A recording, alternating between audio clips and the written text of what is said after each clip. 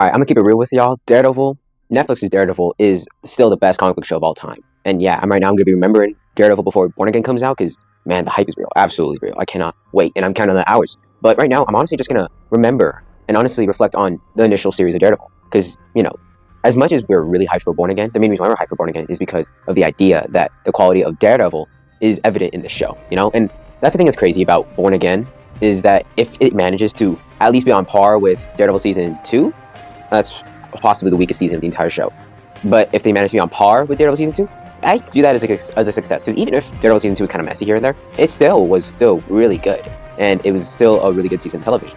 So that's why, seasons 1 and 3 are just unmatched, right? So that's why I'm really hyped for Born Again. But remembering Daredevil, the show, the main reasons why Daredevil was great, not just because of the brutality and the tone, it's also because of the characters and the character writing, right? Because the thing about I've noticed in these entire Daredevil marketing is been pretty much the violence, right? Because they're trying to advertise to a more mature audience, and that rightfully so, right? Because Daredevil, it was popular because of its more mature tone. But I don't believe Daredevil's appeal in Netflix was because of the violence. The fight scenes in Daredevil were exquisite, absolute perfection. I love them to death. They're great.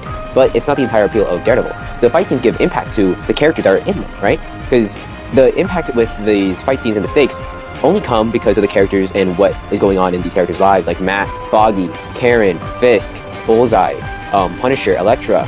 You have all those characters who are all so fantastic, and the reason why it's so fantastic is because of the character writing and the writing in general. Which, the thing about Daredevil's character writing is that it does still feel true to the comics while also feeling really human, and I love that so much. They know how to bring these characters down to a human level, make them feel so vulnerable that we can connect with them, while also not feeling like they're unrecognizable from the comic counterparts. And I feel like that's what makes them so great, right? Because a character like Foggy could be just stale, being just a regular comic relief, right? But he's actually more than that, and he's someone who feels so human. Even if he's really funny, he also can be really human as well. Same thing for Karen. Karen can be just be the weepy damsel in distress all the time, but no, she ends up doing things on her own and being really good on her own, right? Because you see her manage to do things on her own without Matt's help, without Foggy's help, while also realizing that that's not her strengths at a point where, she's gonna need to get saved. So there's a good balance there for her. And same thing for other characters like Fisk and Bullseye, and hell, we can mention Raina Dean there as well, Just a bunch of great characters. And I feel like all those great characters really packed a punch, making those action scenes really pack a punch. And speaking of those action scenes, they're just really well shot. The entire show is really well shot. But those action scenes, I feel like you could tell with the amount of care they have for them, right? The show is genuinely an action show, but also has so much impact with these action scenes. And I feel like that's what makes these action scenes so great. The first hallway fight in season 1 is spectacular. What a masterpiece of a fight. It doesn't overstay its welcome, while also, having impact with with the character of Matt. And that's perfect. Season 2, it was really great. It was a great winner, Wasn't a true winner, but it was a winner, and it was great. I don't think it had the same impact, but it's still awesome and really exciting.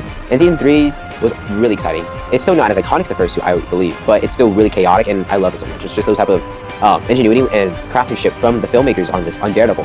And yeah, truly, the filmmaking in Daredevil is unmatched from any Marvel show out there, any superhero show out there, to be honest.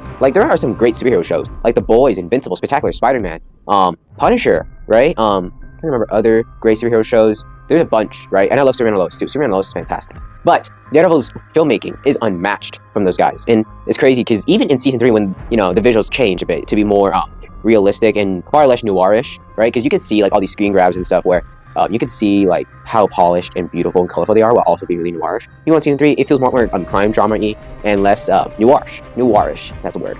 Right? So it's that type of stuff that really makes Born Again really interesting, where you're going to see this type of new visuals, right? I've heard the visuals aren't the greatest and the strongest suit, which is kind of a shame, right? But we can't really complain.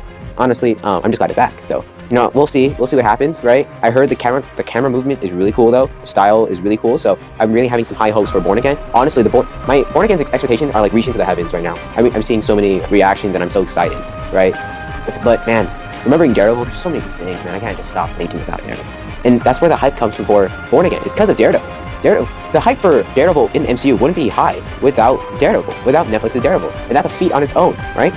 I truly believe Marvel Netflix's Daredevil is the best live-action cape shit thing I've seen since Spider-Man 2. And that's all glazed. I'm not gonna lie with you. I love Spider-Man 2. Sam Raimi, that's my favorite film of all time. And Daredevil is probably my favorite superhero show, live-action superhero show of all time.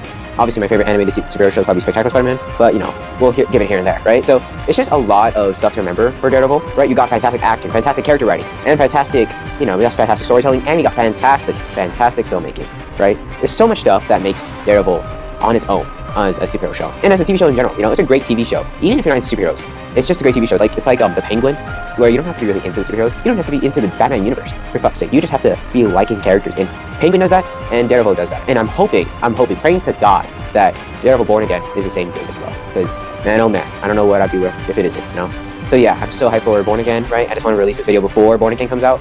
And man, I can't wait to do more videos on Born Again. I'm really hoping that it's great. So great enough for me to do more videos. But yeah, this is me remembering Daredevil, and I'm just yapping on my ass off again. So yeah, I'm excited.